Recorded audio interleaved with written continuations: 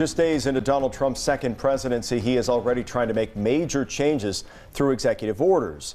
That includes one that seeks to restore the death penalty. Thank you for staying with us at 5:30. I'm Jared Smalley. And I'm Jennifer Bullock. NBC4 State House reporter Natalie Fahmy joins us live from the State House with what the president's move means for the state of Ohio. Natalie?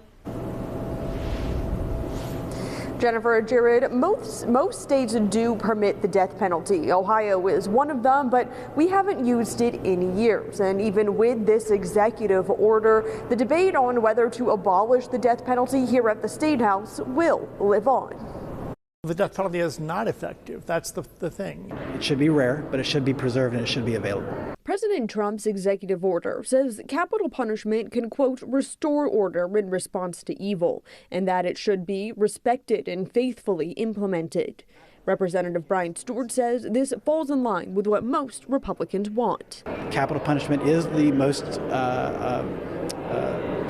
severe punishment that we have. Abraham Bonowitz, executive director of a national advocacy group called Death Penalty Action, tells me the death penalty is not an effective deterrent or cost efficient. Ultimately, we're spending at least twice as much to try to get a death sentence. Right now, there are 3 people on federal death row. As far as the states go, there are only 9 states that used the death penalty last year.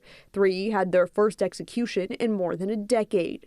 23 states do not allow the death penalty, and states like Ohio have it, but have not carried it out in years. It's morally reprehensible. Senate Minority Leader Nikki Antonio has been working on abolishing the death penalty for years. She tells me she's worried that this executive order may dampen motivation to get that done. I'm concerned in general with this kind of a push. On the other side, Representative Stewart wants to authorize the use of nitrogen hypoxia to carry out executions of more than 100 inmates on Ohio's death row. Anyone who's visited a maximum security prison knows is a horrific way to spend many, many years of their life in prison. If that were the case, you would see people who have life without possibility of parole lining up to say, no, I would prefer to be executed instead. You never see that.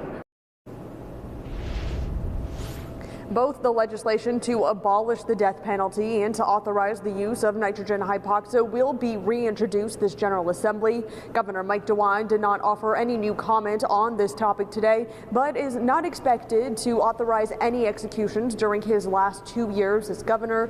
Back in December, DeWine said he would have more to come on this topic within the next few months. Local for you at the State House, I'm Natalie Fahmy, NBC4.